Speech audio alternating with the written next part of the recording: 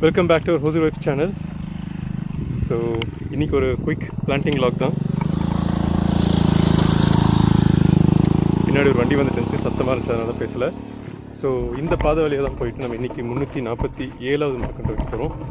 எதுன்னு பார்த்தீங்கன்னா இது தெரியுதா, பூங்க மரக்கன்று தான்.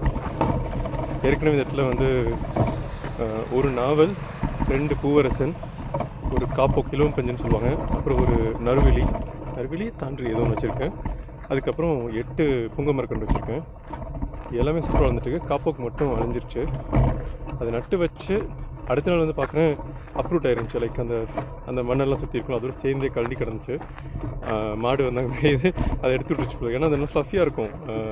காப்போக்கு மரம் பார்த்தீங்கன்னா இலவம்பஞ்சு மரம் பார்த்தீங்கன்னா சின்னதாக இருக்கும்போது ஸோ அது பிடுங்கி எடுத்துருச்சு. அதனால் மறுபடியும் உடனே போயிட்டு அதை நட்டு வச்சிட்டேன். வளர மாதிரி தான் இருந்துச்சு. மறுபடியும் வந்து பார்த்தா அது காஞ்சி போயிடுச்சு. ஸோ அதனால் அது ஒன்று மட்டும் தான் போயிடுச்சு. மீதி இருக்கிறது எல்லாமே சூப்பராக வளர்ந்துட்டுருக்கு. நான் ரீசெண்டாக கூட விசிட் பண்ணி அதெல்லாம் வாட்டரிங்லாம் பண்ணிட்டு இருந்தேன்.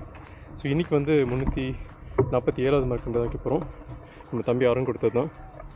ஸோ இதோட முக்கியமான விஷயம்னு பார்த்தீங்கன்னா வந்து இந்த இடத்துல வந்து மழை வந்து ஒரு வாரம் 2 வாரத்துக்கு முன்னாடி நல்லா மழை பெஞ்சது. மழை பெஞ்சப்போ சாயில் வந்து ரொம்ப சாஃப்டாக இருந்தது.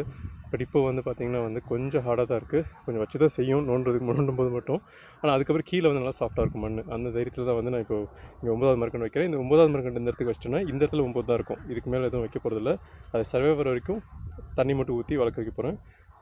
மீதி கூட நீங்கள் இந்த ஆக்சுவல் பிளான்டிங் வீடியோ வந்து ஷார்ட்ஸில் பார்த்தலாம். Thanks friends. இது வரைக்கும் நீங்கள் பார்த்த வரைக்கும் ரொம்ப நன்றிகள். அண்ட் இந்த வீடியோ பிடிச்சிருந்துச்சுன்னா லைக் பண்ணுங்கள். அண்ட் ஏதாவது நல்ல விஷயங்கள் இருந்தால் கமெண்ட் பண்ணுங்கள். கெட்ட விஷயம் இருந்தாலும் கமெண்ட் பண்ணுங்கள். இம்ப்ரூவ் பண்ணுறதுக்கு சான்சஸ் இருக்குது. அண்ட் மறக்காமல் நம்மள மாதிரி நேச்சர் லவர்ஸ் யாராவது இருந்தாங்கன்னா நம்ம எப்படி என்ஜாய் பண்ணுறோமோ அந்த மாதிரி இந்த வீடியோ ஷேர் பண்ணி என்ஜாய் பண்ணுங்கள். Bye friends.